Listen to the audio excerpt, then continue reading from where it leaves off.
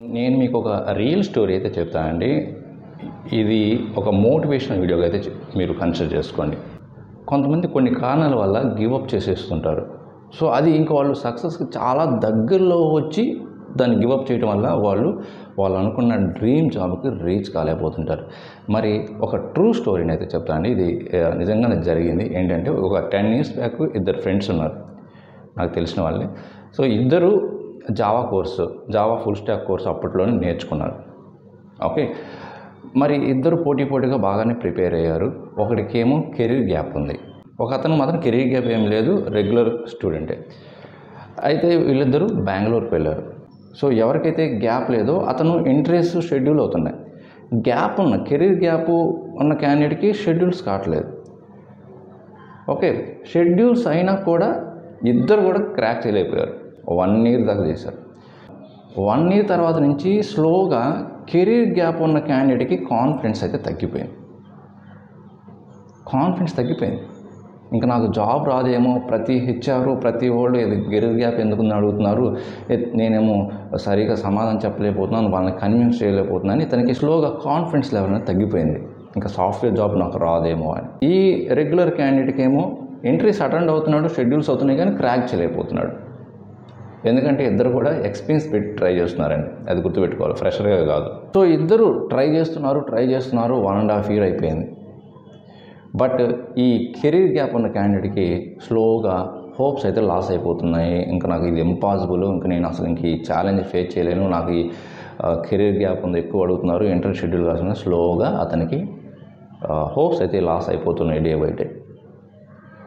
1.5 year నుంచి try చేస్తున్న తర్వాత అప్పుడు ఏమైందంటే, ఈ కెరీర్ గ్యాప్ ఉన్న క్యాండిడేట్ ఇంకా నాకు జాబ్ రాదు అని, నేను ఏదో ఒక జాబ్ చేసుకుంటా అని అతని హోమ్కి అయితే రిటర్న్ అయిపోయాడు.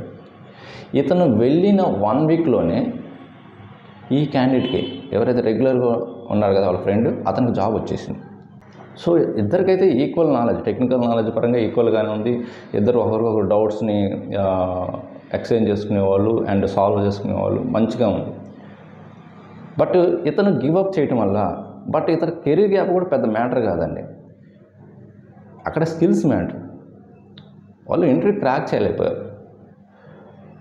ఓకే, ఇంకా దగ్గరలో ఉంది అతనికి సక్సెస్ అనేది, ఇంకా జస్ట్ 1 week దూరంలో ఉంది, ఇంకా చాలా దగ్గరలో ఉంది. 1 monthలోనో 2 monthsలో వచ్చేది. 1.5 year ఇతను ఇంటర్వ్యూస్ అటెండ్ అయ్యి అప్పుడు గివ్ అప్ చేసేసాడు. ఇంకొక మ్యాటర్ ఆఫ్ 1 month 2 months, ఇంకొక 2 interviews అటెండ్ అయితే వచ్చేదేమో అతనికి కూడా. ఇతని ఇంటికి వెళ్ళగానే ఇతనికి 1 weekలో జాబ్ వచ్చేసింది. అంటే ఇతను గివ్ అప్ చేయలేదు, కంటిన్యూగా అటెండ్ అవుతున్నారు, అతనేమో గివ్ అప్ చేసేసాడు. అందుకే నేను చెప్తుంది ఏంటంటే, మీరు మీ డ్రీమ్ జాబ్స్ని, మీకున్న డెస్టినేషన్ని, మీరు ఏదైతే సెలెక్ట్ చేసుకున్న డ్రీమ్ జాబ్ని కీప్ ఫైటింగ్ అని ట్రై చేస్తూ ఉండండి. డెఫినెట్గా మీరు రీచ్ అవుతారు, మీ డెస్టినేషన్కి వస్తుంది. చాలామంది చేసేది ఏంటంటే, ఈరోజు నైట్ వరకు పోరాడి రేపు జాబ్ వస్తున్నానుగా ఈరోజు ఇంక వద్దు అనుకుంటారు. సో అందుకే అలాంటి మిస్టేక్ చేయొద్దు. సో ఎనీహౌ అతను మళ్ళీ బెంగళూరు వచ్చారు. 6 months తర్వాత అతను కూడా జాబ్ కొట్టేశారు. ఈవెన్ కెరీర్ గ్యాప్ ఉన్నా కూడా మంచి కంపెనీలో జాబ్ వచ్చింది. సో ఆ టైంలో టెక్నికల్గా స్కిల్స్ స్ట్రాంగ్గా ఉంటే గ్యాప్ ఉన్నా ఏదన్నా కూడా తీసుకునేవాళ్ళు, ఇప్పుడు తీసుకుంటున్నారు అనుకోండి. So that's all guys mind. So మీది ఒక మోటివేషన్ అండ్ ఇన్స్పిరేషన్ వీడియోగా తీసుకోండి. And never give up. Impossible అంటే ఏం లేదు. స్టెప్ అనేది చాలా ఇంపాసిబుల్ అనిపిస్తుంది, మిమ్మల్ని ఫోర్స్ చేస్తుంది. మీరు ఇంకా గివ్ అప్ చేసేసేయండి అన్నట్టు మీ చేత చేపిస్తుంది, మీకు ఛాలెంజెస్ చూపిస్తుంది. బట్ ఎవరైతే ఆ ఛాలెంజెస్ని ఎదుర్కొని నెక్స్ట్ స్టెప్కి వెళ్తారో అది ఇంక సక్సెస్ దగ్గరలోనే ఉంటుంది. దట్స్ ఇట్ అండి.